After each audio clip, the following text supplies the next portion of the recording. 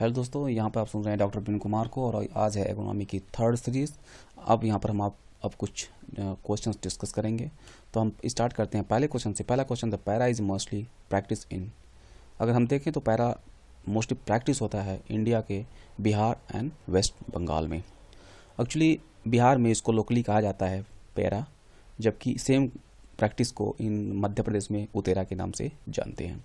जो इसके अंतर्गत क्रॉप लिए जाते हैं वो हैं लेंटिल, ग्राम, पी, लेथायस, बरसीम एंड लिनसीड। एक्चुअली ये है क्या, अगर हम देखें तो इन्हीं सब क्रॉप्स का हम एक तरह से ब्रॉडकास्टिंग करते हैं। राइस स्टैंडिंग क्रॉप में जो खरीफ सीजन की राइस होती है उसकी हार्वेस्टिंग से पहले इस सीड्स का हम ब्रॉडकास्टिंग कर देते हैं राइस की स्टैंडिंग क्रॉप में। ऐसा करते क्यों है? क्योंकि इसकी वजह से टाइम और मनी दोनों की सेविंग होती है। अगर हम देखें तो जब स्टैंडिंग राइस होती है तो उसी टाइम पे जब हम इसका ब्रॉडकास्टिंग कर देते हैं तो अर्ली स्टेज में जब तक ये जर्मिनेट होती है तब तक राइस की हार्वेस्टिंग हो जाती है, और जिसकी वजह से प्राइमरी जो टिलेज है उसकी आवश्यकता नहीं होती है, तो मनी जो होती है वो बच जाती है। और साथ ही साथ में जो रेजिडुअल फर्टिलिटी होती है वो राइस की, उसको बहुत ही इफ़िशिएंटली हम यूटिलाइज कर लेते हैं।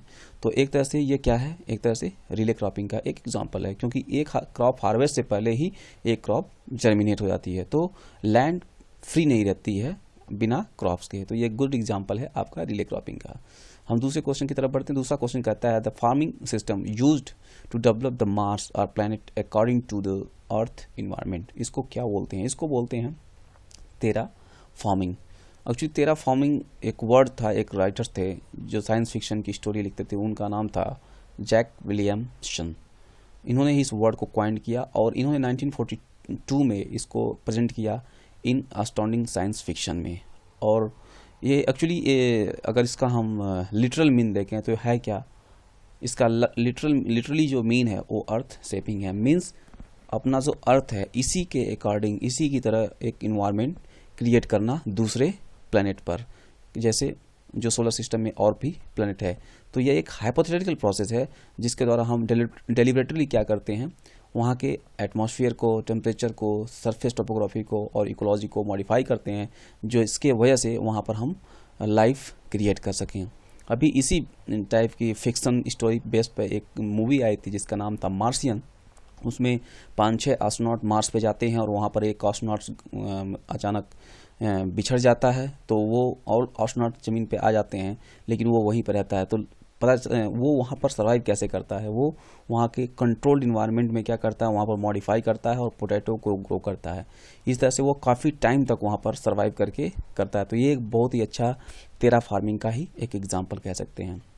अब हम नेक्स्ट क्वेश्चन की तरफ बढ़ते हैं। नेक्स्ट क्वेश्चन कहता है the ratio of economic yield and biological yield. इसको क्या करते हैं, इसको बोलते हैं हार्वेस्ट इंडेक्स। ये बहुत ही मोस्ट फ्रिक्वेंटली आज क्वेश्चन है, बहुत से एग्जाम में पूछा जाता है। एक्चुअली है क्या, इकोनॉमिक एंड बायोलॉजिकल इल्ड का जो रेशियो है उसको 100 से मल्टीप्लाई कर दे तो हम हार्वेस्ट इंडेक्स गेन कर लेते हैं।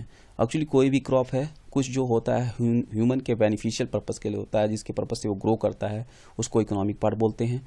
और जैसे ग्रेन और स्ट्रा, ये दोनों को अगर जोड़ दें तो ये क्या होता है, ये आपका बायोलॉजिकल इल्ड होता है। लेकिन ग्रेन एक इकोनॉमिक पार्ट है, तो इसलिए अगर उसका हम रेशियो देखेंगे तो उस रेशियो को बोलते हैं हार्वेस्ट इंडेक्स। अगर हम देखें जब से हम डोमेस्टिकेशन कर रहे हैं क्रॉप्स में अपने बेनिफिट्स के लिए, तब से कर क्या रहे हैं, हम अपने इकोनॉमिक इल्ड को प्रमोट कर रहे हैं, बढ़ा रहे हैं, जिससे कि हमें इल्ड अधिक से अधिक मिल सके। मीन्स हम हार्वेस्ट इंडेक्स को बढ़ा रहे हैं। अगर नेचुरली सिस्टम में देखें तो सबसे ज़्यादा जो हार्वेस्ट इंडेक्स है वो है ट्यूबर्स फार्मिंग जो स्पीसीज होते हैं। जैसे कि आप पोटैटो में देखें तो 80% हार्वेस्ट इंडेक्स होता है, जबकि वहीं दूसरी तरफ अगर देखें हाई वैल्यू जो क्रॉप्स फ्लावर्स होते हैं उनमें इनका हार्वेस्ट इंडेक्स लो होता है। और यहाँ पर एग्जांपल तुलिप का है जिसमें 20% केवल हार्वेस्ट इंडेक्स है।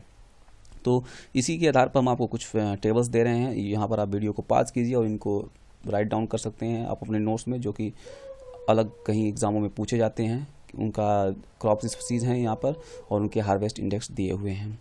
तो हम चौथे क्वेश्चन की तरफ बढ़ते हैं। चौथा क्वेश्चन कहता है agro climatic reason planning in India कब स्टार्ट हुआ था, इन विच 5 ईयर प्लान स्टार्ट हुआ था। तो आपके आंसर जो है वो है 7th 5 ईयर प्लान में स्टार्ट हुआ था, जो 1988 में है। एक्चुअली अगर हम देखें तो एग्रो क्लाइमेटिक रीजन है क्या, agro climatic region according to FAO ये कहता है कि ये एक लैंड यूनिट है in the terms of major climate suitable for a certain range of crops and cultivar. मतलब एक ऐसा लैंड यूनिट होता है जो कि particular range of crops and cultivar के लिए सूटेबल होता है। कुछ इसके फैक्टर्स होते हैं, जैसे आपका रेनफॉल है, टेम्परेचर है, सॉइल है, टोपोग्राफी है, क्रॉपिंग सिस्टम है, फार्मिंग सिस्टम है और वाटर रिसोर्स। इन्हीं के अकॉर्डिंग मीन सिमिलरिटी के बेस पे हम जो है एग्रोक्लाइमेटिक जोन से होते हैं उनका हम बाइफर्केशन करते हैं और डिलिनिएशन करते हैं। तो इन्हीं के आधार पर इंडिया को 15 एग्रोक्लाइमेटिक जोन में डिवाइड किया गया है। आप इंडिया के मैप में देख सकते हैं ये डिफरेंट 15 एग्रोक्लाइमेटिक जोन हैं जिनमें डिफरेंट क्रॉपिंग सिस्टम होती है, डिफरेंट टाइप के रेनफॉल होते हैं, सॉइल होती है। इसका बेसिक पर्पस होता क्या है, क्योंकि हमको बैलेंस्ड रीजनल ग्रोथ करना होता है, क्योंकि कुछ एरिया डिसएडवांटेजेस हैं, कुछ एरिया प्रॉस्पेरस हैं, तो उसी के कारण हमको प्लानिंग करनी पड़ती है जिससे कि वहाँ की लाइवलीहुड और एग्रीकल्चर को हम प्रमोट कर सकें। तो हम नेक्स्ट क्वेश्चन की तरफ बढ़ते हैं। नेक्स्ट क्वेश्चन कहता है cultivation of the crop in area where the annual rainfall is less than 750 millimetre. इसको क्या बोलते हैं? इसको बोलते हैं ड्राई फार्मिंग।